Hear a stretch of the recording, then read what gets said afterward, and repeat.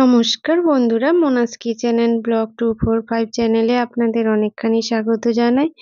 আবারও চলে এসেছি নতুন আরেকটা রেসিপি নিয়ে। আপনারা সবাই কেমন আছেন? আশা করছি ভালো আছেন, আমিও ভালো আছি। তো আজকে আমি বানাচ্ছি মৌরলা মাছের টক রেসিপি। মৌরলা মাছের অনেক রকম পদ তো খেয়েছেন, এবারে এইভাবে টমেটো দিয়ে মৌরলা মাছের টক একবার বানিয়ে দেখতে পারেন। এর স্বাদ কিন্তু দুর্দান্ত হয়। এই দিয়ে কিন্তু আপনার পুরো এক থালা ভাত খাওয়া হয়ে যেতে পারে। তো আমি কিভাবে আজকে মৌরলা মাছের টকটা বানাচ্ছি দেখতে থাকুন। প্রথমে আমি মৌরলা মাছগুলোকে কেটে ধুয়ে পরিষ্কার করে নিয়েছি। পরিষ্কার করে নেওয়ার পরে নুন হলুদ মাখিয়ে আমি মৌরলা মাছগুলোকে 10 মিনিট মতো রেখে দিয়েছিলাম। এরপর কড়াইতে তেল দিয়ে দিয়েছি। তেল দিয়ে আমি তেলটা গরম হয়ে গেলে তেলটা কিন্তু এখানে ভালো করে গরম করে নিতে হবে, তা না হলে মৌরলা মাছগুলো ভেঙে যেতে পারে। তো তেলটা গরম হয়ে যাওয়ার পরে আমি মাছগুলোকে দিয়ে দিচ্ছি। এরপর আমি মাছগুলো দেওয়ার 2-3 মিনিট অপেক্ষা করে তারপরে আমি মাছগুলোকে উল্টে দিচ্ছি। সঙ্গে সঙ্গে মাছগুলো উল্টালে ভেঙে যেতে পারে। তো এখানে আমি মাছগুলোকে উল্টে দেওয়ার পরে ভালো করে ভেজে নিচ্ছি। মাছগুলো ভাজা হয়ে গেছে, এখন আমি মাছগুলোকে তুলে নিচ্ছি।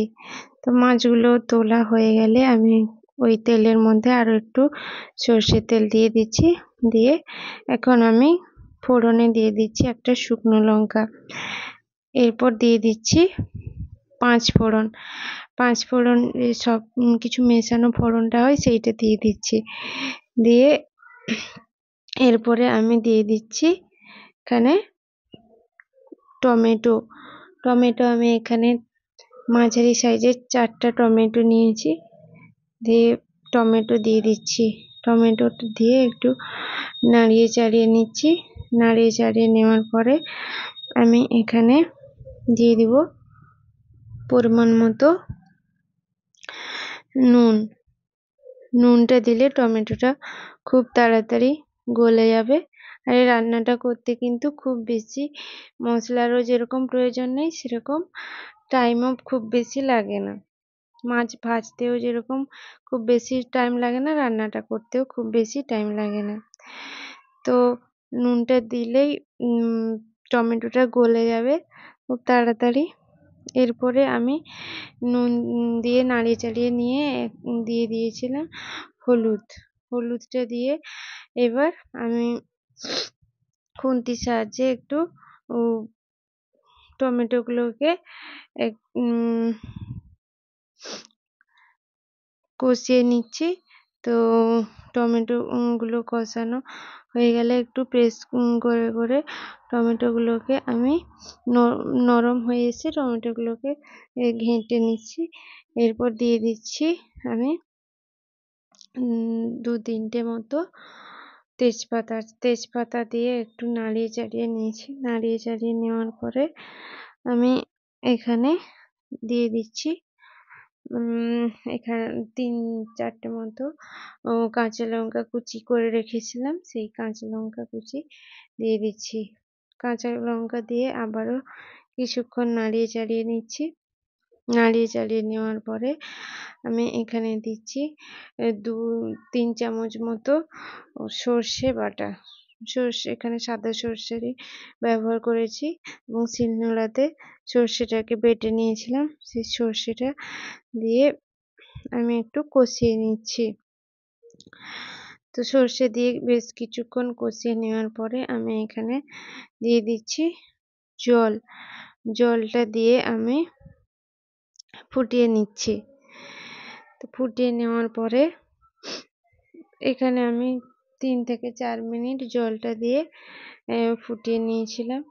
ফুটানো হয়ে গেলে এখন আমি দিয়ে দিচ্ছি ভেজে রাখা মৌরলা মাছগুলো। তো মাছগুলো দিয়ে আবারও বেশ কিছুক্ষণ এটাকে ফুটিয়ে নিতে হবে। 2-3 মিনিট ফুটিয়ে নিয়েছিলাম, দিয়ে আমি গ্যাসের ফ্লেম অফ করে দিয়েছিলাম।